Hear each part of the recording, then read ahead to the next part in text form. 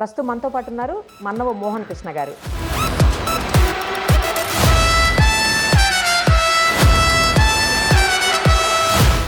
ఆయన TDP state organising సెక్రటరీగా ఉన్నారు.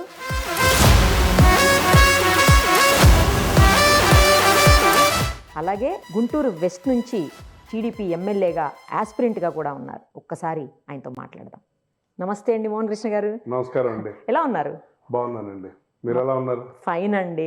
మొత్తం అసలు ఉత్సాహంగా ఉన్నట్టున్నారు టీడీపీ శ్రేణులంతా కూడా. అవునండి. ఎప్పుడెప్పుడు ఎన్నికలు వస్తాయి, అదే ఎప్పుడెప్పుడు ఈ రాష్ట్ర ప్రభుత్వాన్ని మళ్ళా నారా చంద్రబాబు నాయుడు గారి రాష్ట్రానికి ఎప్పుడు ముఖ్యమంత్రిగా ప్రమాణ స్వీకారం చేయబోతున్నాం అని చెప్పేసి తెలుగుదేశం పార్టీ శ్రేణులతో పాటు ఆంధ్ర రాష్ట్ర ప్రజలందరూ కూడా ఎదురు చూస్తున్నారండి. మీరు ఎన్ఆర్ఐ, టీడీపీతో అసలు ఎప్పటి నుంచి అనుబంధం ఉంది? ఎలాంటి అనుబంధం ఉంది? ఎన్నాళ్ళ నుంచి మీ ప్రస్థానం టీడీపీతో కొనసాగుతా ఉంది? నేను స్వతహాగా చిన్నప్పటి నుంచి కూడా అన్న నందమూరి తారక రామారావు గారి వీరాభిమాని అండి.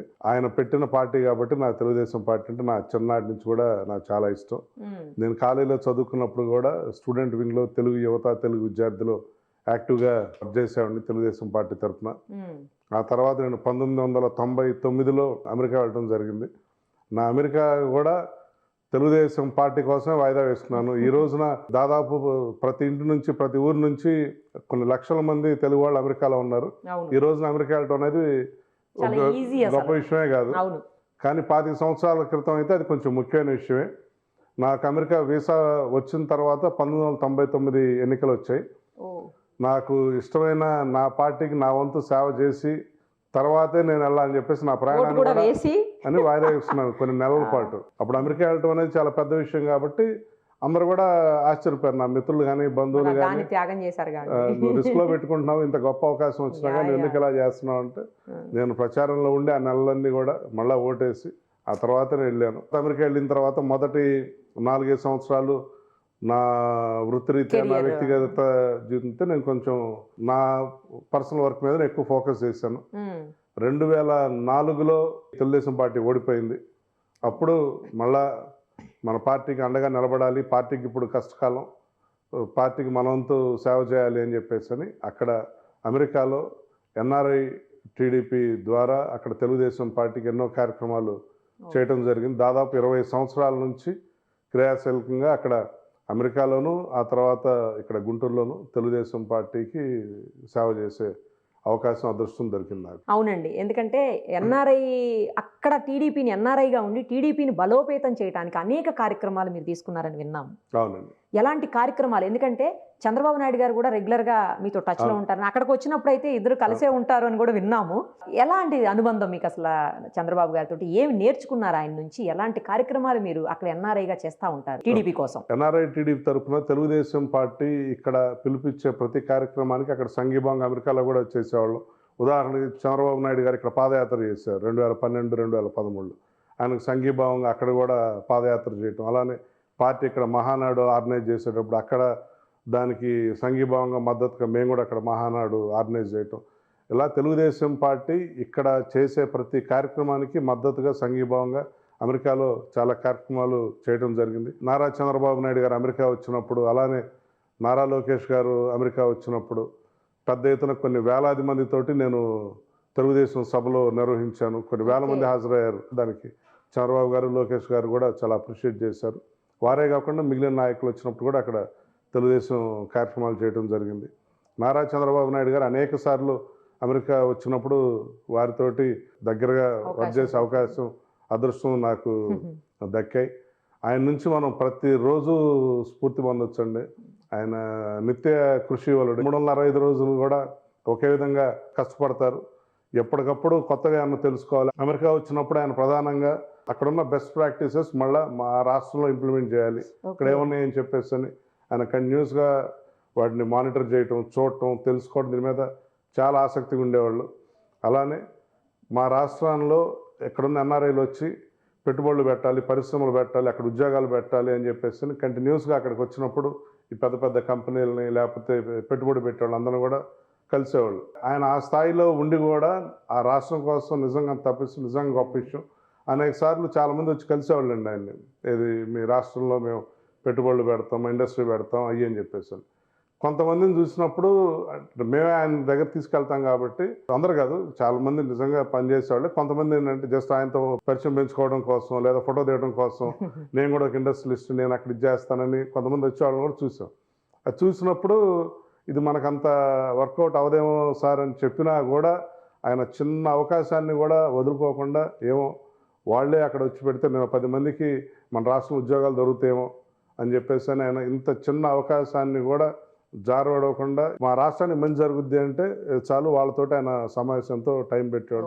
రాష్ట్రం పట్ల ఆయన తపన చూస్తే మాత్రం నిజంగా హ్యాట్స్ ఆఫ్.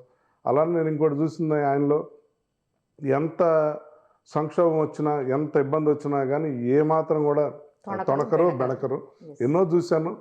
మరీ రీసెంట్గా దురదృష్టవశాత్తు ఆయన మీద కేసు పెట్టి అరెస్ట్ చేసినప్పుడు కూడా ఆ రోజు నేను కోర్టులో ఉన్నాను. ముందు రోజు రాత్రి అరెస్ట్ చేసి మరుసటి రోజంతా ప్రయాణంలో వీళ్ళు తీసుకొచ్చి తర్వాత రోజు కోర్టులో విచారణ, దాదాపు రాత్రి రోజు అంటే దాదాపు 2.5 రోజుల పాటు ఆయనకి నిద్ర లేదు. అయినా కానీ ఆయన అంతే ధైర్యంగా అలానే ఆ విచారణ ఎదుర్కొన్నారు. దురదృష్టవశాత్తు ఆయన్ని కస్టడీకి తీసుకోవాలి, జైలుకు తరలించాలి అని తీర్పు చెప్పినప్పుడు నిజంగా నాతో సహా అక్కడ ఉన్న మిగిలిన తెలుగుదేశం నాయకులు కానీ అందరూ కూడా నిజంగా చాలా బాధపడుతూ చాలా దిగాలు పడుతున్నా కానీ చంద్రబాబు నాయుడు గారు మాత్రం ఎంత అదే ధైర్యంతో అదే స్థైర్యంతో ఉంటా ఇంకా ఆయన మాకు ధైర్యం చెప్తున్నారు. ఇదేం పర్లేదు, మనం దీని నుంచి మనం బయటకు వస్తాం, మీరు ధైర్యంగా ఉండండి, ప్రజలకు ధైర్యం చెప్పండి అని చెప్పేసి ఆ పోరాట స్ఫూర్తిని అలానే ఆ కష్టపడే తత్వాన్ని ఇలాంటి ఎన్నో కూడా నేను ఆయన నుంచి నేర్చుకున్నాను. జనరల్గా మనకి అమెరికా ప్రవాసాంధ్రులు అంటే మోహన్ కృష్ణ గారి పేరు వినిపిస్తూ ఉంటుంది. అలాగే తెలుగు సంఘాల అధ్యక్షుల పేర్లలో కూడా మీది ప్రముఖంగా వినిపిస్తుంది. ఇంకోటి నాట్స్కి కూడా మీరు ఇంతకుముందు ఎక్స్ ప్రెసిడెంట్. వీటన్నిటి ద్వారా మీరు ఎలాంటి సంస్కరణలు నాట్స్కి కావచ్చు లేకపోతే అక్కడ తెలుగు సంఘాలకు కావచ్చు మీ ద్వారా ఏమేమి జరిగాయి తెలుసుకోవచ్చా? తప్పకుండా అండి. నాట్స్ అమెరికాలోని పెద్ద తెలుగు సంఘాల్లో ఒకటి. తానా ఆటా తర్వాత స్థాపించబడ్డ 3వ పెద్ద తెలుగు సంఘం నాట్స్. నాట్స్లో నేను వివిధ హోదాల్లో పనిచేశాను. నాట్స్ ద్వారా అనేక సేవా కార్యక్రమాలు చేసే అదృష్టం దక్కింది. అంటే అన్నీ చెప్పకుండా జస్ట్ కొత్తగా చేసిన వాటి వరకే చెప్తాను సమయభావం వల్ల. పాఠశాల దత్తత అనే కార్యక్రమంతో ఇక్కడ మన గవర్నమెంట్ పాఠశాలలు చాలా శిథిలావస్థలో ఉన్నాయి. నాట్స్ ద్వారా ఆ గవర్నమెంట్ స్కూల్స్ని దత్తత తీసుకొని వాటిని డెవలప్ చేయడం జరిగింది. అలానే నిత్యం అక్కడికి స్టూడెంట్స్ చాలామంది వస్తున్నారు, కానీ వాళ్ళకి ఏ విధమైన ఇన్సూరెన్స్ అది ఉండట్లేదు. అందుకని నాట్స్ ద్వారా వాళ్ళకి స్టూడెంట్ ఫ్రీ ఇన్సూరెన్స్ ఇవ్వడం జరిగింది. నాట్సే మొట్టమొదటి ఆర్గనైజేషన్ ఇది ఇంప్లిమెంట్ చేసింది. అలానే వైట్ హౌస్లో మన స్టూడెంట్స్ తోటి ఏషియన్ స్టూడెంట్స్ సమ్మిట్ ఒకటి చేయడం జరిగిందండి. దాదాపు 2 సార్లు వరుసగా చేసాం, 2 సంవత్సరాలు. అలా వైట్ హౌస్లో ఇట్లా ఒక ఈవెంట్ చేసిన ఫస్ట్ ఇండియన్ ఆర్గనైజేషన్ నాట్స్ కావడం విశేషం. అలానే అక్కడ మెడికల్ క్యాంప్స్ కూడా చాలా చేసాం. చాలామంది ఏమనుకుంటారంటే అమెరికాలో ఇన్సూరెన్స్ ఉంటుంది, అక్కడ మెడికల్ క్యాంప్ ఎందుకు అనుకుంటారు. కానీ అక్కడ ఇన్సూరెన్స్ ఉన్న వాళ్ళకి మెడికల్ క్యాంప్ అవసరం లేదు. కానీ ఇక్కడ నుంచి మన పెద్దవాళ్ళు చాలామంది వస్తుంటారు వాళ్ళ పిల్లలను చూడటానికి, వాళ్ళు ఎవరికి ఇన్సూరెన్స్ ఉండదు. అలా ఇన్సూరెన్స్ లేని వాళ్ళ కోసం కూడా అక్కడ అనేక మెడికల్ క్యాంప్స్ స్టార్ట్ చేసాం. అలా నాట్స్లో ఫస్ట్ మెడికల్ క్యాంప్ 2009లో చేయడం జరిగింది. ఇలా ఎన్నో సేవా కార్యక్రమాలు. అలానే అక్కడ ఏదన్నా పొరపాటు మన తెలుగు వాళ్ళు ఏదైనా ప్రమాదంలో చనిపోయినా వాళ్ళ మృతదేహాలను ఇక్కడ తరలించడం, వాళ్ళ కుటుంబాలకి ఆర్థిక సహాయం చేయటం, అట్లానే నాట్స్ని అమెరికా వ్యాప్తంగా విస్తరించడం, ఇలా నాట్స్ ద్వారా ఎన్నో కార్యక్రమాలు చేయటం జరిగింది. యాక్చువల్ అక్కడ బిజినెస్లు ఉన్నాయా అండి యూఎస్లో? ఏంటి మీరు అక్కడ చెప్పండి, అక్కడ ఏం చేస్తారు అసలు? నేను ఫస్ట్లో అక్కడికి ఉద్యోగరీత్యా వెళ్ళానండి, సాఫ్ట్వేర్ ఇంజనీర్గా వెళ్ళాను. తర్వాత నేను వ్యాపార రంగంలోకి వచ్చాను. నాకు నా సొంత సాఫ్ట్వేర్ కంపెనీస్ ఉన్నాయి, అలానే నాకు హోటల్స్ ఉన్నాయి, అలానే రియల్ ఎస్టేట్ బిజినెస్. తెలుగు హోటల్సా? అవునండి.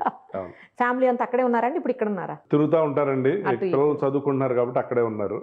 మధ్యలో తీయడానికి అవ్వదు కదా. అవునండి. ఇన్ని వ్యాపారాలు ఉన్నాయి, తర్వాత నాట్స్ లో బిజీ, ఇంత బిజీగా ఉండి మీరు ఏపీలో ప్రత్యక్షంగా రాజకీయాల్లోకి దిగాలన్న ఆలోచన ఎందుకు వచ్చింది అసలు మీకు? నాకు మొదటి నుంచి కూడా నేను చెప్పినట్లు నాకు తెలుగుదేశం పార్టీ అంటే చాలా అభిమానం. నేను చదువుకునేప్పటి నుంచి కూడా గుంటూరుకి, నా పెరిగిన ఊరికి, నా మాతృభూమికి నా వంతు నేను సేవా కార్యక్రమం చేయాలి అనేది నాకు ఎప్పుడూ ఉండేది. నేను నా మన్నా మోహన్ కృష్ణ చారిటబుల్ ట్రస్ట్ ద్వారా 12 సంవత్సరాల నుంచి గుంటూరు ఎన్నో కార్యక్రమాలు చేస్తూనే ఉన్నాను. అలా నాట్స్ ద్వారా కూడా కొన్ని కార్యక్రమాలు చేసాం. కాకపోతే నేను తెలుసుకుంది ఏంటంటే ఆర్గనైజేషన్ ద్వారా మనం సేవ చేయడానికి కొంత పరిమితులు ఉంటాయి. అదే మనం ప్రభుత్వంలో భాగస్వామి అయితే, ప్రభుత్వంలో భాగం అయితే మరింత పెద్ద ఎత్తున మరింత మందికి సేవ చేసే అవకాశం లభిస్తుంది. అందుకని చెప్పేసని రాజకీయాల్లో ఉంటే మరింత మందికి సేవ చేసే అవకాశం ఉంటుందని చెప్పేసి నేను రాజకీయాల్లోకి రావడం జరిగింది. మీకు ట్రస్ట్ కూడా ఉంది కదా? అవునండి. మన్నవ మోహన కృష్ణ ట్రస్ట్. అవును. ఆ ట్రస్ట్ ఆధ్వర్యంలో ఇప్పటికే పలు రకాలైనటువంటి సేవా కార్యక్రమాలు మీరు గుంటూరు వాసులకు అందించారని చెప్పి విన్నాము. ఏమేం కార్యక్రమాలు చేస్తుంటారని మీ ట్రస్ట్ ద్వారా? చాలా కార్యక్రమాలు చేసామండి. దాదాపు 12 సంవత్సరాల నుంచి చేస్తూ ఉన్నాం. స్టూడెంట్స్కి ఇట్లా స్కాలర్షిప్స్ అందించడం, వాళ్ళకి చదువు పరంగా హెల్ప్ చేయటం, అలానే హెల్త్ వైజ్ కూడా కంటిన్యూస్గా మెడికల్ క్యాంప్స్ రన్ చేయటం, అలానే బ్లడ్ డొనేషన్ క్యాంప్స్ రన్ చేయటం, అలానే సెల్ఫ్ ఎంప్లాయ్మెంట్ క్రియేట్ చేయటం. అంటే చిన్న చిన్న వాళ్ళకి, ఇప్పుడు పేదవాళ్ళకి ఈ తోపుడు బళ్ళని లేకపోతే కుట్టు మిషన్లు అని చెప్పేసి అని స్వయం ఉపాధి కల్పించడం, అలానే జాబ్ మేళా చేసి అన్ఎంప్లాయ్మెంట్ పీపుల్కి జాబ్స్ ఆపర్చునిటీస్ చూపించడం, ఇలా వివిధ రకాల సేవా కార్యక్రమాలు కంటిన్యూస్ చేస్తాను. అలానే కరోనా అప్పుడు నగర వ్యాప్తంగా కూడా అనేక డివిజన్లో వాళ్ళకి మందుల వైజ్ కానివ్వండి, నిత్యావసర సరుకులు కానీ, ఫుడ్ కానివ్వండి, అన్ని విధాల వాళ్ళకి సహాయం చేయటం. అలానే చంద్రబాబు నాయుడు గారు ముఖ్యమంత్రిగా ఉన్నప్పుడు చంద్రన్న కానుక అని ఒక కార్యక్రమం తీసుకొచ్చి ఆయన ప్రతి పండగకి ప్రజలకి నిత్యావసర సరుకులు అందించేవాళ్ళు. సంక్రాంతికి, రంజాన్కి, క్రిస్మస్ కానీ. తర్వాత జగన్మోహన్ రెడ్డి వచ్చి అది క్యాన్సిల్ చేశారు. చంద్రబాబు నాయుడు గారి స్ఫూర్తిగా నేను ప్రతి పండగ కూడా వేలాది మందికి నిత్యావసర సరుకుల కిట్ అందజేస్తున్నాను ప్రతి పండగకి.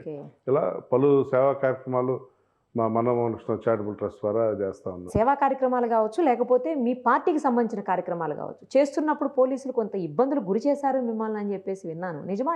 ఎలాంటి ఇబ్బందులకు గురి చేశారు? ఎందుకు? చాలాసార్లు పోలీసుల వల్ల చాలా ఇబ్బందులు పడటం జరిగింది.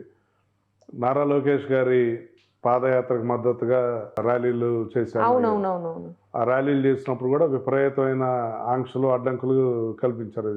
చేయటానికి వీల్లేదు అని చెప్పేసి అని, లేదా లొకేషన్ మార్చుకోమని, లేదా చేయటానికి ముందే నన్ను అరెస్ట్ చేయడానికి ట్రై చేయటం, మళ్ళా వాళ్ళ అరెస్ట్ని తప్పించుకొని నేను మళ్ళీ అక్కడికి వెళ్ళి స్టిల్ ర్యాలీ చేయటం, ఇట్లా చాలా ఇబ్బందులు ఎదుర్కోవడం జరిగింది. ఇందాక నేను చంద్రబాబు నాయుడు గారు అరెస్ట్ సందర్భంగా చెప్పింది. అప్పుడు కూడా ఆ రోజు కోర్టుకు వెళ్ళనీయకుండా కూడా ఆ రోజు కూడా అరెస్ట్ చేయలేరు. అరెస్ట్ చేయకపోతే మళ్ళీ తప్పించుకొని నేను అక్కడికి వెళ్ళాను. ఇట్లా రాజకీయ పరంగా అనేక సార్లు అనేక ఆటంకాలు, అడ్డంకులు కల్పించారు.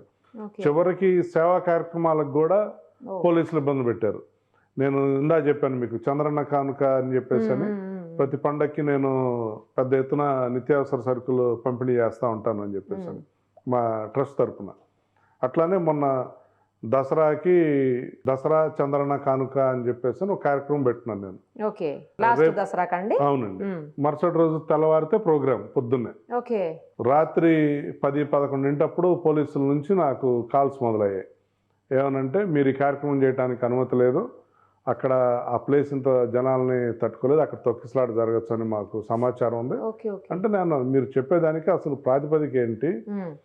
మేము లిమిటెడ్ పీపుల్ని పిలిచాం, వచ్చిన అందరికి టోకెన్స్ ఇచ్చాం, ఎంతమంది వస్తారో మాకు తెలుసు, బయట వాళ్ళు ఎవరిని కూడా అలౌ చేయం, అక్కడ చక్కగా జరగడానికి వాలంటీర్స్ కూడా ఉన్నారు, వాళ్ళందరికీ కూడా ట్రైన్ చేసామని, సమస్య లేదు, మీరు మాత్రం చేయడానికి లేదు, మీరు చేసామని మిమ్మల్ని అరెస్ట్ చేస్తాం, వచ్చిన కూడా అరెస్ట్ చేస్తామని చెప్పేసాను అని పొద్దున్న తెల్లవారుజామున మాకన్నా కూడా ముందే పోలీసులు వచ్చేసి ఆ గ్రౌండ్ మొత్తాన్ని సీజ్ చేసుకొని అది తీసుకెళ్ళటానికి వచ్చిన ప్రజలందరినీ మీద లాఠీ చార్జ్ చేసి వాళ్ళందరినీ చల్లాచెదురు చేసి నన్ను కూడా అక్కడ రానియకుండా నన్ను కూడా అరెస్ట్ చేయబోయారు.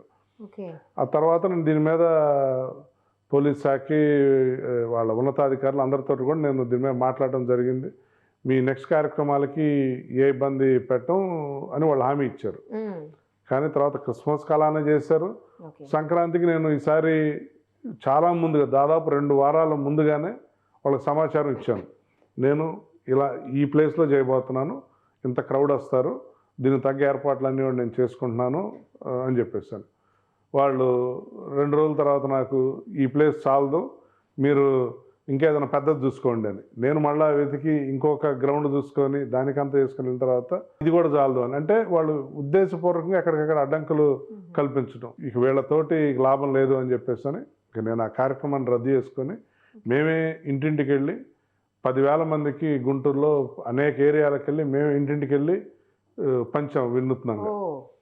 పోలీసులు అక్కడ పబ్లిక్ ప్లేస్ లో నేనైతే ఆపలేదండి. వాళ్ళు ఎన్ని అడ్డంకులు పెట్టినా కూడా మేమైతే వెళ్ళాం. ఈ ఎంటైర్ ప్రాసెస్లో నేను పోలీసులను కూడా బ్లేమ్ చేయనండి. పోలీసులు మంచివాళ్ళే. వాళ్ళకి ఏంటంటే ప్రభుత్వం నుంచి ఒత్తిడి, పైనుంచి ఒత్తిడి. తెలుగుదేశం పార్టీకి లాభం జరిగే, తెలుగుదేశం పార్టీకి పేరు వచ్చే ఏ కార్యక్రమం కూడా చేయొద్దు. అది సేవా కార్యక్రమం అయినా, ప్రజలకి ఉపయోగపడే కార్యక్రమం అయినా కానీ అది చేయనివ్వద్దు అని చెప్పేసి అని వాళ్ళకి స్పష్టమైన ఆదేశాలు పైనుంచి రావటం వల్ల పోలీసులు అడుగడుక్కి మమ్మల్ని అడ్డుకొని ఇబ్బంది పెట్టేవాళ్ళు. కానీ ఒక పక్క మళ్ళీ మాతో చెప్పేవాళ్ళు, సార్ ఏమనుకోవద్దండి, ఏం చేస్తాం, మా పైనుంచి ఒత్తిళ్ళు అని చెప్పేసి అని. ప్రజలే కాదు, పోలీసులు కూడా ఎదురు చూస్తున్నారు, ఎప్పుడెప్పుడు జగన్మోహన్ రెడ్డి దిగిపోతాడా అని చెప్పేసి అని. ఎన్నో ఏళ్లుగా చేస్తున్నారు మీరు ఎంత సర్వీస్ని. నాకు తెలిసి కొన్ని వందల వేల కుటుంబాలు బెనిఫిషియరీస్ ఉండుంటారు మీ నుంచి. ఖచ్చితంగా మీకు మంచి పేరే ఉంటుంది. సర్వీస్లో ఉన్నారు అంటే అసలు ఇంకా డౌటే లేదు, మంచి పేరు ఉంటుంది. ఇప్పుడు మరి రాజకీయాల్లోకి వస్తే ఆ మంచి పేరు ఉంటుందా? ఎందుకంటే ఇక్కడ తెల్లారు లేస్తే, పొద్దున్న లేస్తే ఇంకా తిట్లు, ఇంకా ఎందుకులేండి బూతులు, అవి తప్ప ఏమీ లేనటువంటి పరిస్థితులు ఉన్నాయి. రాజకీయాలు ఇంత దారుణంగా తయారైనవి. సో మరి ఇలాంటి వాటి మధ్య మీరు మింగిల్ అవ్వగలరా? మంచి పేరు తెచ్చుకోగలరా? ఖచ్చితంగా మింగిల్ అవ్వగలనండి. ఖచ్చితంగా నాకున్న మంచి పేరు ఇంకా అలానే ఉందనుకుంటున్నాను. ఎందుకంటే నేను రాజకీయాల్లోకి ఇప్పుడు రాలేదు. నేను దాదాపు 10 సంవత్సరాల నుంచి కూడా ఇక్కడ క్రియాశీలకంగానే ఉన్నాను. పోయిన ఎలక్షన్స్లో కూడా నేను గుంటూరు పశ్చిమ నియోజకవర్గం నుంచి నేను పోటీ చేయాల్సింది. నేను రాజకీయాల్లో ఆల్రెడీ ఇక్కడ చురుగ్గానే ఉన్నాను. ఇప్పుడు దురదృష్టవశాత్తు ఇప్పుడు రాజకీయాల్లో కొంతమంది ఎంత బూతులు మాట్లాడితే అంత పాపులర్ అవ్వచ్చు అని చెప్పేసి అని షార్ట్ కట్ నోట్ అలవాటు చేసుకుని త్వరగా పాపులర్ అవ్వాలి, ఎంత ఎక్కువ తిరిగితే అంత పవర్ఫుల్ లీడర్ అనే ఒక భ్రమాభ్రాంతిలో ఉంటా, ఇష్టం వచ్చినట్టు అవాకులు చవాకులు పేలుతా రాజకీయాలను దిగజారుస్తూ ఉన్నారు. కొంతమంది ఉన్నారు, వాళ్ళ పేర్లు తీసుకోవడానికి కూడా నాకే సిగ్గుగా ఉంది. వాళ్ళు మాట్లాడే భాష ఉంటే చివరికి వాళ్ళ కుటుంబ సభ్యులు కూడా సిగ్గుపడే దౌర్భాగ్యకర పరిస్థితులు ఉన్నాయి. కానీ నేనైతే మాత్రం ఇప్పటి వరకు కూడా హుందా రాజకీయాలే చేశాను. విమర్శలు చేస్తూనే ఉంటాను, కానీ ఎక్కడా హద్దులు దాటకుండా పాలసీ పరంగానే నేను విమర్శలు చేస్తూ ఉన్నాను. నాకున్న మంచి పేరు రాజకీయాల్లోకి వచ్చినా కానీ ఇంకా ఏం తగ్గలేదు అనుకుంటున్నాను నా వ్యక్తిత్వం వల్ల. భవిష్యత్తులో ఇలానే ఉండాలనుకుంటున్నాను. ఎందుకంటే మా నాయకుడు మాకు బోధించింది అదే. అవతల వాళ్ళు ఎంత ఇష్టం వచ్చినట్టు వాళ్ళు దిగజారి భాష మాట్లాడినా కానీ మీరు మాత్రం హుందాగా సమాధానం చెప్పండి. మనం బూతులు మాట్లాడకుండా కూడా అవతల వాళ్ళకి గట్టిగా సమాధానం చెప్పచ్చు. మేము అదే పందాన్ని అవలంబిస్తూ ఉన్నాం. రైట్. ఇప్పుడు మీరు గుంటూరు వెస్ట్ నుంచి ఎమ్మెల్యేగా వినిపిస్తోంది. గతంలో మీకు గుంటూరు నుంచి ఎంపీగా వినిపించింది మీ పేరు. నరసరావుపేట ఎంపీ అన్నారు, పెదకూరపాడు ఎమ్మెల్యే అన్నారు, ఇలా రకరకాలుగా వినిపించింది. చివరికి మళ్ళీ ఇక్కడ ఫిక్స్ అయ్యారేంటి? ఇలా వచ్చింది మళ్ళా? అంటే నాకు మొదటి నుంచి కూడా గుంటూరు వెస్ట్ నుంచి పోటీ చేయాలని. ఎందుకంటే గుంటూరు నేను పుట్టింది, పెరిగింది, చదువుకుంది మొత్తం అంతా గుంటూరులో అండి. నాకు గుంటూరులో ప్రతి ఏరియా కూడా నాకు బాగా పరిచయం. నా మిత్రులు, బంధువులు అందరూ కూడా నాకు గుంటూరులో ఉన్నారు. ప్రతి వార్డులో కూడా నా సొంత టీం, సొంత క్యాడర్ ఉంది. ఎన్నో సంవత్సరాల నుంచి అక్కడ కార్యక్రమాలు చేస్తున్నాను కాబట్టి నాకు గుంటూరు ప్రజలతో మమేకం అయిపోయి నాకు గుంటూరు నుంచి చేయటమే ఇంట్రెస్ట్. మీరు అన్నట్లు కొన్ని చోట్ల పేర్లు వినపట్టు మాత్రం వస్తుంది. నేను ఎప్పుడు కూడా గుంటూరుకే ఫిక్స్ అయి ఉన్నాను. తెలుగుదేశం పార్టీ మాత్రం నన్ను నరసరావుపేట ఎంపీకి కంటెస్ట్ చేయడానికి ఇంట్రెస్ట్ ఉందా అని చెప్పేసి నన్ను గతంలో ఆడటం జరిగింది. అలానే ప్రకాశం జిల్లా దర్శి నుంచి కూడా నన్ను పోటీ చేసే ఆసక్తి ఉందా అని కూడా నన్ను ఆడటం జరిగింది కొన్నాళ్ళ క్రితం, దాదాపు సంవత్సరం 2 సంవత్సరాల క్రితం. కాకపోతే నాకు మొదటి నుంచి కూడా నా గుంటూరు వెస్ట్ నుంచి పోటీ చేయాలి అనే ఇంట్రెస్ట్ ఉండటం వల్ల, ప్లస్ పార్టీ కూడా ఇప్పుడు నాకు గుంటూరు వెస్ట్ పలానా వాళ్ళకి కన్ఫర్మ్ చేశాం కాబట్టి నీకు సీట్ లేదు అని కూడా చెప్పలేదు. సో నేను కార్యక్రమాలు చేస్తున్న సంగతి వాళ్ళకి తెలుసు. పార్టీ నాయకత్వం కూడా నన్ను కార్యక్రమాలు చేయమని ప్రోత్సహించారు. సో అందుకే నేను గుంటూరులోనే ఇది ఉన్నానండి. కానీ గుంటూరు వెస్ట్కి విపరీతమైనటువంటి కాంపిటీషన్ ఉంటుంది. అసలు అందరూ అక్కడే అడుగుతుంటారు టికెట్ ఆల్మోస్ట్. కారణం ఏంటంటే అది టీడీపీకి కంచుకోట అని ఒక బలమైనటువంటి నమ్మకం అందరిలో ఉంది. అక్కడి నుంచి నించున్నామంటే టీడీపీ నుంచి గెలుస్తామనేది ఒక బలంగా పాతుకుపోయినటువంటి నమ్మకం. మరి ఇప్పుడు ఎలా అంతమంది కాంపిటీటర్స్ తోటి ఎలా ఇప్పుడు మోహన్ కృష్ణ గారు? గుంటూరు వెస్ట్ అనేది తెలుగుదేశం కంచుకోట అనేది అందరు కూడా అనుకుంటారు. కానీ వాస్తవం ఏంటంటే గుంటూరు వెస్ట్ తెలుగుదేశం కంచుకోట కాదండి. ఎందుకంటే పార్టీ పుట్టిన తర్వాత ఇప్పటికి 9 ఎలక్షన్స్ జరిగాయి. 9 ఎన్నికలు జరిగితే తెలుగుదేశం పార్టీ 5 సార్లు గెలిచింది, 4 సార్లు ఓడిపోయింది. అందరూ కంచుకోటని ఎందుకు అనుకుంటారంటే మొన్న పార్టీ రాష్ట్ర వ్యాప్తంగా ఇంత వ్యతిరేక గాలిలో కూడా ఇంత గుంటూరులో వేవ్ గెలిచింది. అటువైపు ఉన్నా కూడా గుంటూరులో గెలిచింది. ఇంత వేవ్లో కూడా గెలిచింది కాబట్టి చాలా స్ట్రాంగ్ సీట్ అనుకుంటారు. కానీ 9 సార్లు ఎలక్షన్లు జరిగితే 7 సార్లు అంతకన్నా పైన గెలిస్తే అప్పుడు దాన్ని కంచుకోవటం వచ్చు. కానీ ఇక్కడ 5 సార్లే గెలిచారు. ఎప్పుడు కూడా రాష్ట్రంలో మిగతా వేవ్ ఎలా ఉంటుందో గుంటూరు వెస్ట్ కూడా అలానే ఉండేది. ఒక 85లో మినహాయించి.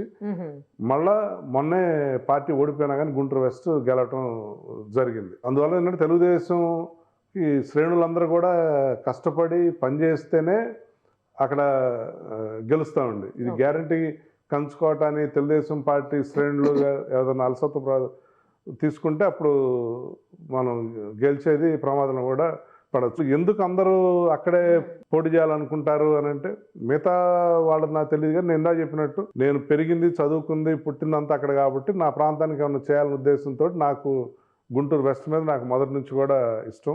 ఇంకోటి నేను అనుకోవటం మిగతా వాళ్ళందరూ ఎందుకు అక్కడ ఇంత కాంపిటీషన్ అంటే, ఒకటి జిల్లాకి హెడ్ క్వార్టర్స్. గుంటూరు సిటీ అనేది రాష్ట్రంలోని పెద్ద నగరాలు ఒకటి, 3వ పెద్ద నగరం, జిల్లా మొత్తంలో పెద్ద నగరం. ప్లస్ ఇంకోటి ఏంటంటే గుంటూరు వెస్ట్లో తెలుగుదేశం పార్టీ తరఫున ఒక స్థిరమైన అభ్యర్థి అంటూ లేరండి. పార్టీకి జరిగిన 9 ఎలక్షన్స్లో ప్రతిసారి ఒక్కొక్క అభ్యర్థి మారుతూ వచ్చారు. 9 సార్లు ఎన్నికలు జరిగితే 9 డిఫరెంట్ అభ్యర్థులు పోటీ చేశారు తెలుగుదేశం తరఫున. నాకు తెలిసి బహుశా రాష్ట్రంలో వేరే ఏ నియోజకవర్గం కూడా ఈ పరిస్థితి ఉండదు. సో అక్కడ స్థిరమైన ఒక అభ్యర్థి లేరు కాబట్టి ఎవరి వాళ్ళకి యాస్పిరెంట్స్కి ఓకే నేను పోటీ చేద్దాం, నాకు అవకాశం ఉంటుందేమో అనేది కూడా వన్ ఆఫ్ ది కారణం అని చెప్పి అనుకుంటున్నాను. అంటే ఇంత కాంపిటీషన్ ఉండడానికి. గుంటూరు వెస్ట్లో ఉన్న ప్రాబ్లమ్స్ ఏమన్నా ఇప్పటికి మీరు సార్ట్ అవుట్ చేశారా? వాటికి ఎలా చేయబోతున్నారు? రేపు పొద్దున వాటికి పరిష్కారం ఏం చూపించబోతున్నారు మీరు కనుక గెలిస్తే? గుంటూరు వెస్ట్లో చాలా ప్రాబ్లమ్స్ ఉన్నాయండి. నేను ఇందా చెప్పినట్లు గుంటూరు ఒక ప్రతిష్టాత్మక నగరం, రాష్ట్రంలోనే 3వ అతిపెద్ద నగరం, ఉమ్మడి గుంటూరు జిల్లాలో పెద్ద నగరం. కానీ ఎన్నో ప్రాబ్లమ్స్ ఉన్నాయి. రోడ్లు సిస్టమ్ చాలా దారుణంగా ఉంది గుంటూరులో. అతిశయోక్తి కాదు కానీ ఎక్కడైనా కానీ రోడ్ల మధ్యలో గుంటలు ఉంటాయి. కానీ గుంటూరులో దురదృష్టవశాత్తు గుంటల మధ్యలో రోడ్లు ఉంటాయి. అంటే అంత దారుణంగా ఉన్నాయి రోడ్లు. చిన్నపాటి వర్షం వచ్చినా కానీ విపరీతంగా రోడ్ల మీదకి నీళ్ళు వచ్చేసి అంతా జలమయం అయిపోయే దారుణమైన పరిస్థితులని అనేక ఏరియాలు, పలకలూరు రోడ్డు కానివ్వండి, శ్రీనివాసరావుపేట కానివ్వండి, ఏటగ్రహారం కంకరగుంట కానివ్వండి, ఇట్లా అనేక చోట్ల విపరీతంగా రోడ్ల మీదకి నీళ్ళు వచ్చేసి జనం చాలా ఇబ్బంది పడుతూ ఉన్నారు. అలానే డ్రైనేజ్ వ్యవస్థ కూడా చాలా దారుణంగా ఉంది. ఏమాత్రం కూడా దాన్ని ఒక క్రమబద్ధీకరించలేదు. మురుగునీరు విపరీతంగా రోడ్ల మీదే వచ్చేస్తా, దాని నుంచి ఈ దోమలు ఎన్ని వ్యాప్తి చెంది వాటి నుంచి మలేరియా, డయేరియా లాంటి వ్యాధులు వచ్చి జనం కూడా చాలా ఇబ్బంది పడుతున్నారు. అండర్ గ్రౌండ్ డ్రైనేజ్ సిస్టమ్ని ఇమీడియట్గా దాన్ని స్ట్రీమ్లైన్ చేయాలి. కొంత చేశారు కానీ ఇంకా చాలా పెండింగ్ ఉంది. అట్లానే విపరీతమైన ట్రాఫిక్ సమస్య. ఎందుకంటే నగరంలో ఉండేవాళ్ళే కాకుండా బయట నుంచి కూడా ఉద్యోగాల కోసం, వైద్యం కోసం, ఉపాధి కోసం అనేక మంది నిత్యం వస్తూ ఉంటారు. దానివల్ల గుంటూరు నగరంలో లక్షలాది మంది, దాదాపు ఇప్పుడు 10 లక్షల మంది నివసిస్తూ ఉన్నారు. దానికి తగ్గట్టుగా ట్రాఫిక్ వైజ్ ఏమి ఇంప్రూవ్మెంట్ అయితే జరగలేదు. గుంటూరుకి ఆగిపోట్ లాంటి శంకర్లాస్ ఓవర్ బ్రిడ్జ్ దాదాపు 50 ఏళ్ల పైనుంచి ఉంది, శిథిలావస్థలో ఉంది. అయినా కానీ దాన్ని ఆధునీకరించడం కానీ అలాంటివి కూడా ఏం జరగలేదు. ఇమీడియట్గా అంబేద్కర్ స్టాచ్యూ దగ్గర నుంచి ఏసీ కాలేజ్ లేదా హిందూ కాలేజ్ వరకు ఒక ఫ్లైఓవర్ని, ఎక్స్టెండ్ ఎక్స్ప్రెస్ వేని నిర్మించాల్సిన అవసరం ఉంది. అలానే గుంటూరు నగర్ నుంచి ఇన్నర్ రింగ్ రోడ్డుకి వెళ్ళడానికి ప్రధానంగా అందరూ జేకేఎస్ కాలేజ్ రోడ్ని వాడతారు. అక్కడ డివైడర్ లేక చాలా ప్రమాదాలు జరుగుతాయి, చాలా మంది చనిపోతూ ఉన్నారు. ఇలా ట్రాఫిక్ వైజ్ చాలా ఇబ్బందులు ఉన్నాయి. ఇన్నర్ రింగ్ రోడ్డు కూడా first phase, second phase, third phase అవ్వకపోవటం వల్ల హైదరాబాద్ నుంచి లేదా పల్నాడు నుంచి అమరావతి క్యాపిటల్కి వెళ్ళాలనుకునే వాళ్ళు గుంటూరు నగరంలో నుంచి వెళ్ళాల్సిన పరిస్థితి. అలా కాకుండా ఆ inner ring road third phase అయిపోతే డైరెక్ట్గా గుంటూరు సిటీలోకి రాకుండా అమరావతికి వెళ్ళే అవకాశం ఉంటుంది. అలానే ఇంత పెద్ద నగరంలో బేసిక్ నెసెసిటీ అయిన మంచినీళ్ళ కోసం కూడా జనం తీవ్రంగా ఇబ్బంది పడే పరిస్థితులు ఉన్నాయి. వెంకటప్పయ్య కాలనీ, కళ్యాణ్ నగర్, ఇట్లా చాలా చోట్ల నీళ్ళ కోసం జనం పడిగాపులు కాయాల్సింది. ఎప్పుడు నీళ్ళు వస్తాయో కూడా తెలియదు. మున్సిపల్ వాటర్ ప్లస్ ఈ వీధి ల్యాంపులు కూడా గుంటూరులో దాదాపు 25,000 వీధి లైట్లు ఉంటే మోర్ దాన్ 20% అసలు వెలగవు. అనేక ప్రాంతాలు చాలా చీకట్లోనే ఉంటాయి. కళ్యాణ్ నగర్ కానివ్వండి, లేదు పట్టాపురం కానివ్వండి, ఇంకా చాలా ప్రాంతాలు, శ్యామలానగర్లోని కొన్ని ఏరియాలు, వడ్డిగూడెం, ఇట్లా చాలా చోట్ల విపరీతంగా చీకట్లోనే ఉండే పరిస్థితి. ఇంకో పక్క ఇది అర్బన్ కాన్స్టిట్యున్సీ సిటీ, కానీ ఫ్యామిలీ అంతా ఓ పార్క్ వెళ్ళే వాతావరణం లేదు. ఉన్నాయి కానీ పార్కులు కొన్ని ఇట్లా కోటిపాడు పార్కు లేదా నరచెరువు గుజ్జనగూడలో ఉన్నాయి, కానీ అవి ఒక ఫ్యామిలీ అందరూ కూడా వెళ్ళే పరిస్థితులు అయితే లేవు. వాటిని ఇంకా చాలా ఆధునీకరించాల్సిన అవసరం ఉంది. అనేక మంది గుంటూరు నగరంకి ఇది సిటీ కాబట్టి, ఉమ్మడి జిల్లా హెడ్ క్వార్టర్స్ కాబట్టి ఎంప్లాయ్మెంట్ కోసం వస్తూ ఉంటారు, ఉద్యోగాల కోసం, ఉపాధి కోసం. కానీ అక్కడ అసలు ఏమాత్రం కూడా ఈ ప్రజెంట్ గవర్నమెంట్లో అసలు అక్కడ కొత్తగా ఏ పరిశ్రమలు రాలేదు. అందరూ పక్క రాష్ట్రాలకు వెళ్ళే పరిస్థితులే ఉన్నాయి. నేను దాని మీద తప్పకుండా సీరియస్గా నేను పనిచేద్దాం అనుకుంటా ఉన్నాను. నా ఫ్రెండ్స్ చేత కూడా అక్కడ కంపెనీలు పెట్టించి అక్కడ ఉపాధి కల్పించాలని చెప్పేసి అని అనుకుంటా ఉన్నాను. ఇప్పుడు నేను చెప్పిన సమస్యలన్నిటికి కూడా రేపు నేను గుంటూరు నియోజకవర్గం నుంచి ఎమ్మెల్యేగా పోటీ చేసి ఎన్నికైతే తప్పకుండా ఈ సమస్యలు అన్నిటిని కూడా పరిష్కరించడానికి నా వంతు నేను కృషి చేస్తాను. యాక్చువల్లీ ఎన్ఆర్ఐలు అందరూ కూడా ఇక్కడికి వచ్చేసి ప్రత్యక్ష రాజకీయాల్లో పాల్గొనాలి, ఇక్కడ నుంచి పోటీ చేయాలి అని చెప్పి ఆలోచన చేస్తున్నారు. మరి మీరంతా వచ్చేస్తే ఇక్కడ గత కొన్నేళ్లుగా ఉన్నటువంటి రాజకీయ నేతలు, ఎన్నో ఏళ్ల నుంచి అనుభవం ఉన్నటువంటి వాళ్ళ పరిస్థితి ఏంటి? వాళ్ళంతా చాలామంది కూడా మాట్లాడుతూ ఉన్నారు. ఏమనంటే వాళ్ళంతా వచ్చి సీట్లు ఆశిస్తున్నారు, మా పరిస్థితి ఏంటి, వాళ్ళకి ఇక్కడేమో అవసరం అని చెప్పేసి మాట్లాడేటువంటి సిచ్యుయేషన్ ఉంది. దానికి ఏం సమాధానం చెప్తారు? మంచి ప్రశ్న అండి. ఇది చాలామంది కూడా బయట అడుగుతానున్నారు. నాకు కూడా ఈ ప్రశ్న ఎదురవుతానే ఉంది. ఎన్నో సంవత్సరాల నుంచి పార్టీ కోసం ఇక్కడ పనిచేస్తున్న వాళ్ళకి ఖచ్చితంగా ప్రాధాన్యత ఉండాలి, కానీ అలానే కొత్తగా వచ్చే వాళ్ళని స్వాగతించాలి. సీట్లు అంటారా, ఎవరైతే గెలుస్తారో, ఎవరికి ప్రజల్లో మంచి ఆదరణ ఉంది, ఎవరైతే పార్టీకి కమిట్మెంట్తో పనిచేస్తున్నారో వాళ్ళకి సీట్ ఇవ్వాలి. అది మా అధినేత నారా చంద్రబాబు నాయుడు గారు చూసుకుంటారు. కానీ ఈ ప్రశ్న నాకు వర్తించదు అనుకుంటున్నాను. ఎందుకంటే ఇప్పుడు అక్కడ వాళ్ళు ఉద్యోగం వ్యాపారం చేసుకుంటే సడన్గా ఇక్కడ రాజకీయాల్లోకి వస్తే ఇది ఎంతవరకు సబ్బనొచ్చు. కానీ నా ప్రస్థానం చూస్తే నేను 20 సంవత్సరాల నుంచి తెలుగుదేశం తరఫునే పనిచేస్తాను. అమెరికాలో కూడా నేను చేసి తెలుగుదేశం కార్యక్రమాలే చేస్తూ ఉన్నాను. అట్లానే ఇక్కడ 10 సంవత్సరాల నుంచి అప్లికబుల్ కాదంటున్నారు. అవును. సో 20 సంవత్సరాల నుంచి నేను అక్కడ అమెరికాలో తెలుగుదేశం కార్యక్రమాలు చేస్తూ ఉన్నాను, ఇక్కడ 10 సంవత్సరాల నుంచి చేస్తూనే ఉన్నాను. నేను తెలుగుదేశంకి ఏమాత్రం కూడా కొత్తవాడిని కాదు. తెలుగుదేశం పార్టీ నా శ్వాస, నా ఊపిరి. అది ఎప్పుడు కూడా భవిష్యత్తు కూడా ఎప్పటికి కూడా అదే కంటిన్యూ అవుతూ ఉంటుంది. మీకు లోకేష్ గారితో ఎప్పటి నుంచో పరిచయం ఉంది, ఆయనతో ఎప్పటి నుంచో జర్నీ చేస్తూ ఉన్నారు మీరు. లోకేష్ గారు గతంలో కూడా ఇలాగే ఉండేవాళ్ళ? ఎందుకంటే చాలామంది అనేది ఏంటంటే లోకేష్ గారిలో యువగళం చాలా మార్పు తీసుకొని వచ్చింది.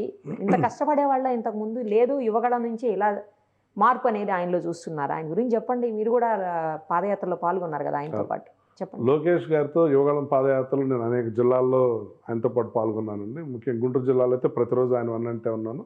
వేరే జిల్లాల్లో కూడా ఆయనతో పాదయాత్రలో పాల్గొన్నాను. ఆ యువగళంకి మద్దతుగా నేను చాలా కార్యక్రమాలు కూడా చేశాను. యువగళం 200 రోజులు పూర్తయిన సందర్భంగా గుంటూరులో వినూత్నంగా 200 ట్రాక్టర్లతో భారీ ర్యాలీ చేశాను. అలానే 3000 కిలోమీటర్లు చేరుకున్న సందర్భంగా 3000 ఆటోలతోటి మా గుంటూరులో ఒక భారీ ర్యాలీ చేశాను. ఆ యువగళం పాదయాత్ర మద్దతుగా ఎన్నో కార్యక్రమాలు చేశాను. ఆ యువగళంలో చాలా చురుగ్గా పాల్గొన్నాను. కమింగ్ టు లోకేష్ గారు ఇప్పుడే ఇలా ఉన్నారు, ఇంతకుముందు కూడా ఇలానే ఉన్నారా అంటే, లోకేష్ గారు ఎప్పుడు అలానే ఉన్నారండి. కానీ ప్రజలకి ఆయన ఎంత కష్టపడతారు, లోకేష్ గారి పొటెన్షియల్ ఇది, లోకేష్ గారు ఇంత బాగా మాట్లాడతారు, లోకేష్ గారు ప్రజలతో ఎంత బాగా మమేకం అవుతారు అనేది వాళ్ళకి యువగళం ద్వారా తెలిసింది. కానీ ఆయన దగ్గరగా చూసే వాళ్ళందరికీ కూడా ఆయన ఇలానే ఉంటారు, ఇలానే ఉండేవారు అన్న సంగతి తెలుసు. నాకు లోకేష్ గారు దాదాపు 10 సంవత్సరాల నుంచి పరిచయం అండి. ఆయన ఇక్కడ తెలుగుదేశం పార్టీ ప్రధాన కార్యదర్శిగా ఉంటూ, ఏది 2014 to 19 పీరియడ్ అని చెప్పేది, ఓ పక్క పార్టీ ప్రధాన కార్యదర్శిగా ఉంటూ, మళ్ళీ ఐటీ మంత్రిగా ఉంటూ, పంచాయతీరాజ్ మంత్రిగా ఉంటూ చాలా చాలా కష్టపడ్డారు. ఓన్లీ థింగ్ ఏంటంటే ఎంతో కష్టపడ్డారు కానీ జనంలోకి ప్రచారం చేసుకోవడంలో దాని మీద పార్టీ శ్రద్ధ పెట్టలేదు.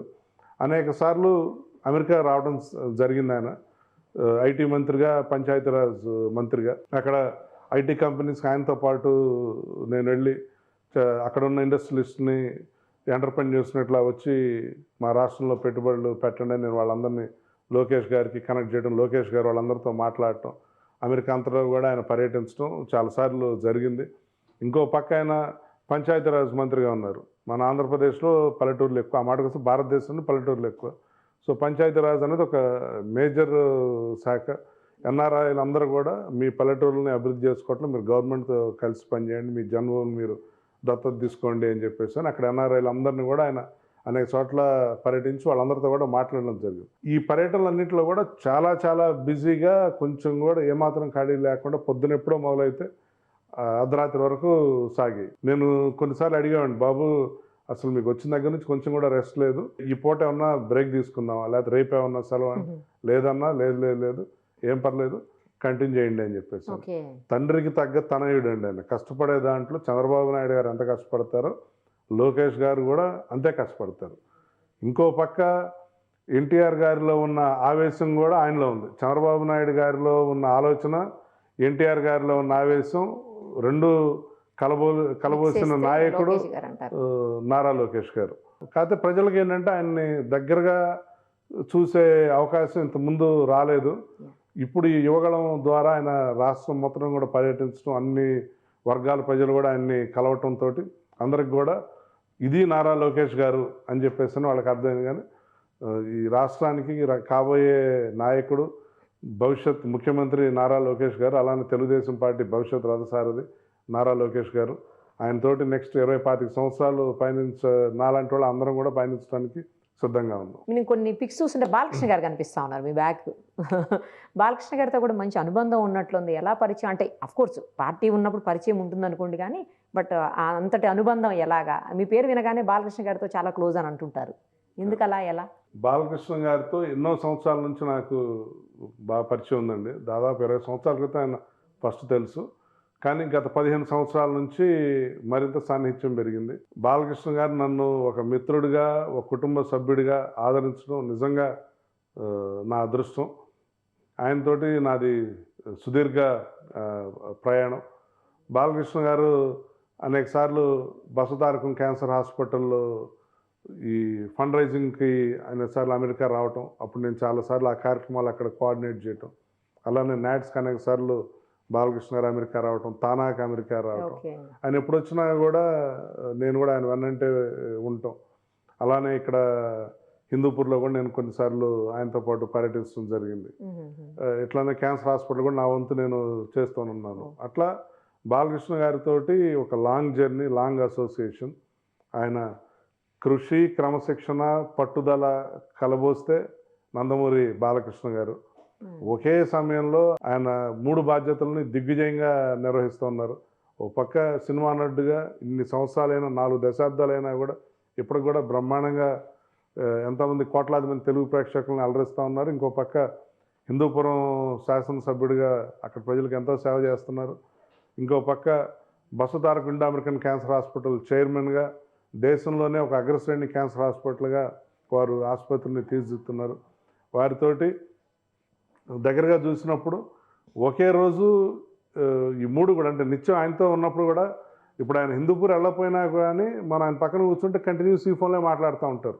అలానే క్యాన్సర్ హాస్పిటల్ సంబంధించి కూడా ఆయన విపరీతమైన శ్రమజీవి, విపరీతమైన క్రమశిక్షణ. ప్రతిరోజు కూడా ఆయన 3 గంటల ఆయనతో అనేక సార్లు ఏదైనా కార్యక్రమాల్లో పాల్గొన్నప్పుడు కూడా అది ఒక్కసారి లేట్ అయ్యేది, 10 అయ్యేది, 11, 12.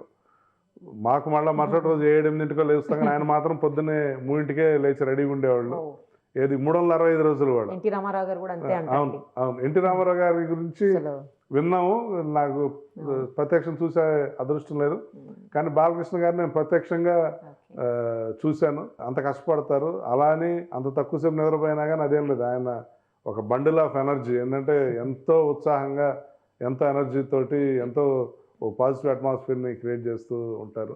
ఆయన గురించి చాలా బాగా చెప్పారు పాజిటివ్గా. సూపర్. మరి లాస్ట్ ఎలక్షన్స్లో అసలు మీరు కంటెస్ట్ చేయాల్సి ఉంది అని విన్నాను నేను యాక్చువల్లీ. అప్పుడు మద్దాలి గిరి గారు మీ ప్లేస్లోకి వచ్చారు, ఆయనకి ఇచ్చారు టికెట్ ఆల్ ఆఫ్ సడన్ అని చెప్పేసి అంటారు. ఇప్పుడు ఆయన మీకు ప్రత్యర్థి అవుతారు అనుకున్నటువంటి తరుణంలో సడన్గా మళ్ళీ ఇప్పుడు మినిస్టర్గా ఉన్నటువంటి విడదల రజనీ గారు ఆ ప్లేస్లోకి రాబోతున్నారు అని వినిపిస్తూ ఉంది. ఫైనాన్షియల్గా కావచ్చు, పొలిటికల్గా కావచ్చు, బలమైనటువంటి ప్రత్యర్థి.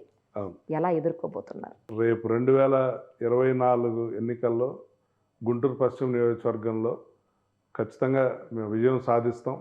విడదల రజనీ గారు విపరీతంగా డబ్బులు ఖర్చు పెడుతూ డబ్బుతోటే రాజకీయం చేయాలి అని చెప్పేసి ఆవిడ పనిచేస్తూ ఉన్నారు. కానీ డబ్బే అన్నిసార్లు ప్రధానం కాదు. చెల్లూరుపేటలో ఆమె శాసనసభ్యురాలుగా ఉన్నారు, మంత్రిగా కూడా చేస్తూ ఉన్నారు. కానీ అక్కడ ప్రజలు ఆవిడని చిత్కరించుకోవటం వల్లే జగన్మోహన్ రెడ్డి గారు చెల్లూరుపేటలో గెలవదు అని గుంటూరు పశ్చిమకి తీసుకురావడం జరిగింది. నారా లోకేష్ గారు ఆల్రెడీ చెప్పారు, అనేక చోట్ల వైసీపీ అభ్యర్థుల్ని ఒక నియోజకవర్గం నుంచి ఇంకో నియోజకవర్గానికి మారుస్తూ ఉన్నారు. మన ఇంట్లో ఉన్న చెత్తని పక్కింటి ముందు వేస్తే అది చెత్త బంగారం ఉంది, అక్కడున్న చెత్త అని చెప్పేసి అని. అట్లా చెల్లూరుపేటలో ఆమె ఏ విధంగా ప్రజలు నిర్లక్ష్యం చేశారు, ఆ ఆయనలో ప్రజలు ఏ విధంగా ఇబ్బంది పడ్డారో చూసాం. గుంటూరు పశ్చిమ నియోజకవర్గ ప్రజలు కూడా తెలివైన వాళ్ళు, వివేకం గలవాళ్ళు. వచ్చినా కానీ ఖచ్చితంగా మా కార్యకర్తల బలం, అలానే నారా చంద్రబాబు నాయుడు గారు, నారా లోకేష్ గారి బలంతో మేము ఖచ్చితంగా విజయం సాధిస్తామని చెప్పనే అనుకుంటా ఉన్నాం. మా కార్యకర్తలను కూడా విపరీతంగా రకరకాల కేసులు పెట్టి వేధింపులు గురి చేస్తున్నారు రజనీ గారు తాలూకు మనుషులందరూ. అయినా కానీ వాటన్నిటిని కూడా మేము ధీటుగానే ఎదుర్కొంటా ఉన్నాం. ఇంకో పక్క వారు ఆరోగ్య శాఖ మంత్రిగా ఉన్నారు రజనీ గారు. ఇప్పుడు గుంటూరు పశ్చిమ నియోజకవర్గం నుంచి పోటీ చేయబోతున్నారు. అలాంటిది గుంటూరు పశ్చిమ నియోజకవర్గంలోనే మొన్న కలుషిత మంచినీళ్ళు తాగి ఇద్దరు చనిపోయి అనేక మంది హాస్పిటల్ పాలయ్యి విపరీతంగా చాలా పెద్ద విషయం చూసే ఉంటారు మీరు. ఆవిడ మంత్రిగా ఉండి ఆమె సొంత నియోజకవర్గంలో కనీస స్పందన లేదు, చాలా నిర్లక్ష్యపూరితంగా వ్యవహరించారు. ప్రజలు ఇవన్నీ కూడా చూస్తూనే ఉన్నారు. అందువల్ల రేపు ఆవిడ పోటీ చేసినా కానీ అక్కడ మేము విజయం సాధించడం ఖాయం. ఇప్పుడు జగన్ గారి పరిపాలనలో సంక్షేమ పథకాలు కావచ్చు, లేకపోతే నవరత్నాలు కావచ్చు, ఇవన్నీ కూడా గడప గడపకి ప్రతి ఇంటికి చేరుకున్నటువంటి పరిస్థితి ఉంది అని చెప్తున్నటువంటి సందర్భంలో ఆయన ఇచ్చినటువంటి మాట ఏది తప్పకుండా అన్ని కార్యక్రమాలు పేద బడుగు బలహీన వర్గాల కోసం చేశామని చెప్తున్నటువంటి ఈ సందర్భంలో గత కొంతకాలం పాటు ముఖ్యమంత్రిగా ఉండి ఆయన చెయ్యలేనిది చంద్రబాబు గారు ఇప్పుడు మేము చేశామని చెప్తున్నారు. మళ్ళీ ఇప్పుడు మీరు ఒకవేళ మీరు వస్తే అప్పుడు చేయలేనిది ఇప్పుడు ఎలా చేస్తారు అనేది ఇక్కడ ఒక క్వశ్చన్ రైజ్ అవుతూ ఉంది, జనాల నుంచి కావచ్చు లేకపోతే ప్రత్యర్థుల నుంచి కావచ్చు. దానికి ఏం ఆన్సర్ చెప్తారు మీరు? ముందుగా జగన్మోహన్ రెడ్డి గారు ఇచ్చిన హామీలను నెరవేరుస్తున్నారు అనేది పచ్చి అబద్ధం అండి. అది వైసీపీ నాయకుల గోబెల్స్ ప్రచారం. ఆయన చెప్తున్న నవరత్నాలు అనేది నవరత్నాలు కాదు, నవ మోసాలు. మీరు ఏది చూసుకున్నా కానీ అమ్మఒడి కానివ్వండి, రైతు భరోసా కానివ్వండి, పింఛన్లు కానివ్వండి, జలయజ్ఞం కానివ్వండి, మద్య నిషేధం కానివ్వండి, ఫీజు రీయింబర్స్మెంట్ కానివ్వండి, ఆసరా కానివ్వండి, ఏ నవరత్నాలు ఆయన ఏది తీసుకున్నా కానీ అన్నింటిలో కూడా చేసేది కొంత, చెప్పేది చాలా ఎక్కువ. మీరు చూస్తే ఇప్పుడు పెన్షన్లు ఉన్నాయి. చంద్రబాబు నాయుడు గారు 200 రూపాయలు ఉన్న పెన్షన్ని 1800 పెంచి 2000 రూపాయలు చేశారు. జగన్మోహన్ రెడ్డి నేను అధికారంలోకి రాగానే 3000 చేస్తా అన్నాడు, కానీ కేవలం 750 రూపాయలు మాత్రమే పెంచాడు. అలానే ఫీజు రీయింబర్స్మెంట్ ఉంది. నారా చంద్రబాబు నాయుడు గారు ఒక్క విడతలో చేస్తే జగన్మోహన్ రెడ్డి అది 4 విడతలుగా చేస్తూ ఉన్నాడు. ఇంకో పక్క మద్య నిషేధం ఉంది. నేను వస్తే రాష్ట్రంలో మద్య నిషేధం చేస్తాను, నా అక్క చెల్లెలకు అండగా ఉంటాను అని చెప్పేసి అన్నాడు. కానీ వచ్చిన తర్వాత ఏం చేస్తున్నాడో మనం చూస్తున్నాం. ఇష్టం వచ్చినట్టుగా మద్యం దుకాణాలు ఓపెన్ చేసేయటం, విపరీతంగా వాటి రేట్లు పెంచేయటం, అది కల్తీ మద్యం సరఫరా చేయటం, అది తాగి అనేక మంది చనిపోవటం. ప్లస్ ఇంకోటి విపరీతమైన అవినీతి మద్యంలో. ఇప్పుడు ప్రతి దగ్గర కూడా డిజిటల్ పేమెంట్లు ఉన్నాయి. పెద్దవాడి దగ్గర తీసండి, చిన్న వాటి దగ్గర. చివరికి మనం టీ స్టాల్కి వెళ్ళినా కానీ, రోడ్డు పక్క టిఫిన్ బండిలో తిన్నా కానీ ఈ రోజున మనం ఫోన్పే ద్వారా దేని ద్వారా చేస్తున్నాం. కానీ రాష్ట్రం మొత్తంలో ఎక్కడ డిజిటల్ పేమెంట్ లేకుండా క్యాష్ ద్వారా జరుగుతున్నదల్లా కేవలం మద్యంకి మాత్రమే. ఓన్లీ క్యాష్ ద్వారానే పే చేయాలి. ఎక్కడికి వెళ్తుంది ఈ డబ్బు అంతా? తాడేపల్లికే వెళ్తుంది. అలానే జలయజ్ఞం ఉంది. కృష్ణా గోదావరినేమో కేంద్రాన్ని తాకట్టు పెట్టేశారు, తుంగభద్రాన్ని కర్ణాటక వాళ్ళు తాకట్టు పెట్టేశాడు. రివర్స్ టెండరింగ్ పేరుతోటి పోలవరాన్ని అతిగతి లేకుండా ఆపేశాడు. ఏది చూసుకున్నా కూడా నేను చెప్తున్నట్లు చేసేది కొంత, ప్రచార ఆర్భాటం ఎక్కువ. ఆయన చేస్తున్న సంక్షేమం ఏమీ లేదు. ఒక పక్క సంక్షేమం అలా ఉంటే ఇంకో పక్క ధరలు పెరిగిపోయాయి, పన్నులు పెరిగిపోయాయి, అభివృద్ధి సున్నా, ఉపాధి సున్నా, ఉద్యోగాలు లేవు. ఇదేమి దారుణమైన పాలన అని చెప్పేసి అని అడిగిన వాళ్ళ మీద అక్రమంగా కేసులు పెట్టడం, రాష్ట్రాన్ని అడ్డగోలుగా దోచుకుంటున్నారు. ల్యాండ్, శాండ్, మైన్, వైన్ ఏది కూడా మొత్తం కూడా అన్ని తాడేపల్లి ప్యాలెస్కే వెళ్తూ ఉన్నాయి. ఎవరైనా వీటి మీద గట్టిగా అరిస్తే వాళ్ళ మీద ఏసీబీ, జేసీబీని ప్రయోగించడం, వాళ్ళని అరెస్ట్ చేయటం, అనేక మంది 2 జేసీబీ తోటి వాళ్ళ ఇల్లు కూల్చేయటం, ఏసీబీ తోటి వాళ్ళ మీద తప్పుడు కేసులు బనాయించి అరెస్ట్ చేయటం. వాళ్ళ నాన్న ముఖ్యమంత్రి కాకముందు వాళ్ళ ఆస్తులు ఏంటి, ఇప్పుడు వాళ్ళ ఆస్తులు ఎలా ఉన్నాయో చూడండి. ఈ రోజున భారతదేశంలోనే ధనిక ముఖ్యమంత్రి జగన్మోహన్ రెడ్డి గారు. ఇంత తక్కువ సమయంలో అదానీ అంబానీ కూడా ఇంత సంపాదించలేదు. ఆ మాటకు వస్తే ప్రపంచంలో ఎవరు సంపాదించలేదు. Even Bill Gates, Warren Buffett కూడా ఇంత తక్కువ సమయంలో సంపాదించలేదు. రాష్ట్రాన్ని అడ్డగోలుగా దోచుకున్నాడు. ఒక్క ఛాన్స్ అని అధికారంలోకి వచ్చి ఆ ఒక్క ఛాన్స్ ఇచ్చిన పాపానికి ప్రజల్ని కొన్ని తరాల పాటు చీకట్లోకి నెట్టేశాడు. అన్నపూర్ణ లాంటి ఆంధ్రప్రదేశ్ని అంధకార ప్రదేశ్గా చేశాడు.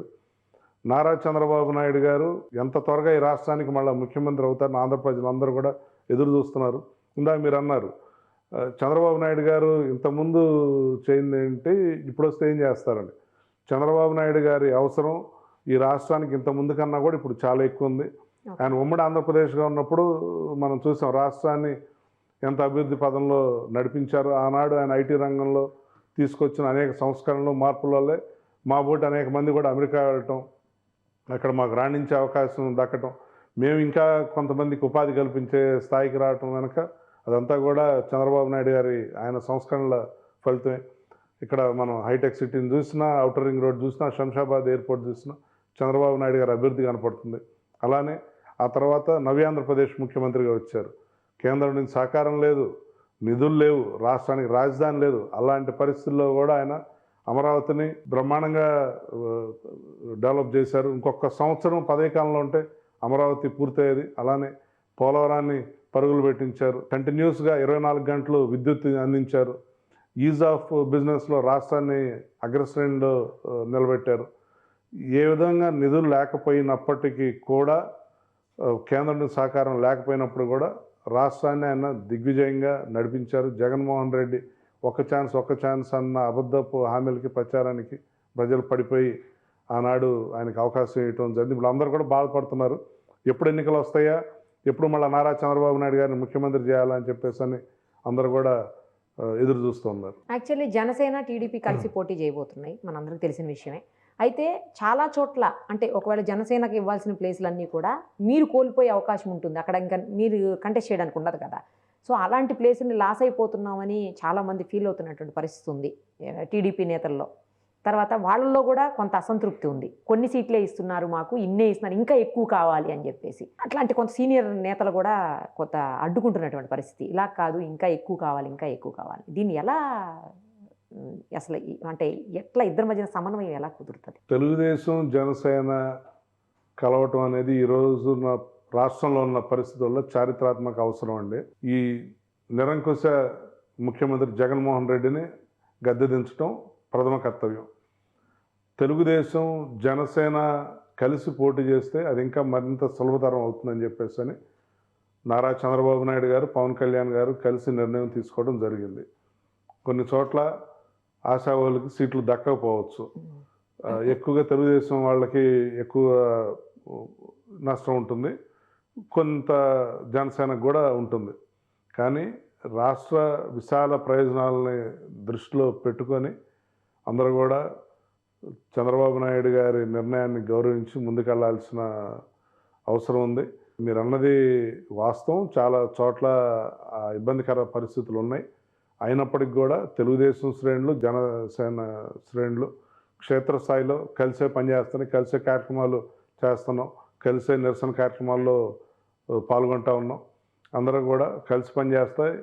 రేపు ఎన్నికలు వచ్చినప్పుడు మన అధికారంలో రావాలి, ముఖ్యమంత్రిని ఇంటికి పంపించాలి అన్న ఒకే ధ్యేయంతో అందరం కలిసి పనిచేస్తూ ఉన్నాం. ఇప్పుడు ఒకవేళ అధికారంలోకి గనక వస్తే 2.5 ఏళ్ల పాటు పవన్ కళ్యాణ్ గారు కూడా ముఖ్యమంత్రిగా ఉండాలి అని చెప్పేసి సైనికులు డిమాండ్ చేస్తున్నటువంటి సిచ్యుయేషన్ కూడా చూసాం మనం. మరి ఎలా? దీనికి ఆల్రెడీ నారా లోకేష్ గారు, పవన్ కళ్యాణ్ గారు సమాధానం చెప్పడం జరిగింది. ఈ రోజున రాష్ట్రం చాలా కష్టమైన, క్లిష్టమైన పరిస్థితుల్లో ఉంది. మళ్ళా ఈ రాష్ట్రానికి పూర్వ వైభవం రావాలి అంటే ఒక అనుభవజ్ఞుడైన, ఒక విజనరీ లీడర్ ఈ రాష్ట్రానికి ముఖ్యమంత్రి కావాల్సిన అవసరం ఉంది. ఆ విజనరీ లీడర్ ఎవరు, అనుభవజ్ఞుడైన నాయకుడు ఎవరు అనేది మనందరూ తెలుసు. అది నారా చంద్రబాబు నాయుడు గారు. ఆయన అయితేనే ఈ రాష్ట్రం మళ్ళా అభివృద్ధి పదంలోకి వస్తుంది, మళ్ళీ ఈ రాష్ట్రం మళ్ళీ గాడిన పడుద్ది, ఈ రాష్ట్రం మళ్ళీ పట్టాలెక్కుతుంది అని చెప్పేసి అందరూ నమ్ముతున్నారు, ఇంక్లూడింగ్ పవన్ కళ్యాణ్ గారు కూడా. అందుకే నారా లోకేష్ గారు దీనికి చెప్పడం జరిగింది. రేపు ఎన్నికలు అయ్యాక నారా చంద్రబాబు నాయుడు గారే ముఖ్యమంత్రిగా ఉంటారు అని. దానికి పవన్ కళ్యాణ్ గారు కూడా దానికి మద్దతు తెలియజేయడం జరిగింది. ఫైనల్గా ఒకటి చెప్పండి మోహన్ కృష్ణ గారు, మీరు కొన్ని కోట్ల రూపాయలు ఖర్చు పెట్టారు ట్రస్ట్ కోసం కావచ్చు, లేకపోతే యుఎస్లో, ముఖ్యంగా యుఎస్లో అంటే క్యాడర్ని బలోపేతం చేయడానికి, టీడీపీ కార్యక్రమాల కోసం, ఇలాంటి వాటి కోసం చాలా ఖర్చు పెట్టారు. ఇక్కడ ఖర్చు పెట్టడం వేరు, అక్కడ ఖర్చు పెట్టడం వేరు. అక్కడ ఎక్కువ కాస్ట్ అవుతుంది ఇక్కడతో కంపేర్ చేసినప్పుడు. సో అలాగే ట్రస్ట్ కోసం ఖర్చు పెట్టారు, మహానాడు కోసం ఖర్చు పెట్టారు, ఎలక్షన్స్ కోసం ఖర్చు పెట్టారు, సేవా కార్యక్రమాలకి ఖర్చు పెట్టారు. ఈ ఖర్చు గురించి మొత్తం అంతా కూడా క్యాడర్లో మాట్లాడుకుంటూనే ఉంటారు. మీ అందరికీ తెలుసు, క్యాడర్లో మాట్లాడుతూనే ఉంటారు. కానీ ఇదంతా అధిష్టానం దృష్టి వరకు వెళ్ళిందా? వాళ్ళు దీన్ని యాక్సెప్ట్ చేసేటువంటి పరిస్థితి ఉంటుందా? వెనక్కి తిరిగి చూస్తే మీకేమనిపిస్తోంది? క్యాడర్ గుర్తిస్తోంది అని మీరు అంటే నాకు చాలా సంతోషంగా ఉంది, నాకు సంతృప్తిగా ఉంది. నేను పెట్టిన ఖర్చుకి, నేను పడ్డ కష్టానికి గుర్తింపు, గౌరవం క్యాడర్ నుంచి ఉంది. అది నేను ఎక్కడికి వెళ్ళినా నేను చూస్తూనే ఉన్నాను. అది పార్టీ అధిష్టానానికి కూడా నేను పడ్డ కష్టం, నేను పెట్టిన ఖర్చు, నేను చేసిన శ్రమ తెలుసు అనే అనుకుంటున్నాను నేను. ఎందుకంటే నన్ను రకరకాలుగా పార్టీ అవకాశాలు ఇచ్చి గౌరవం ఇచ్చింది. నన్ను పార్టీ స్టేట్ కమిటీలో తీసుకుంది. నేను ఇప్పుడు పార్టీ స్టేట్ ఆర్గనైజింగ్ సెక్రటరీగా ఉన్నాను. అలాగే నాకు వివిధ నియోజకవర్గాల బాధ్యతలు ఇచ్చింది. నేను కొండేపికి, మార్కాపురంకి, నర్సరావుపేట నియోజకవర్గాలకి పరిశీలకుడిగా ఉన్నాను. అలానే రకరకాల వివిధ సందర్భాల్లో కూడా పార్టీ నాకు అనేక బాధ్యతలు అప్పచెప్పడం జరిగింది.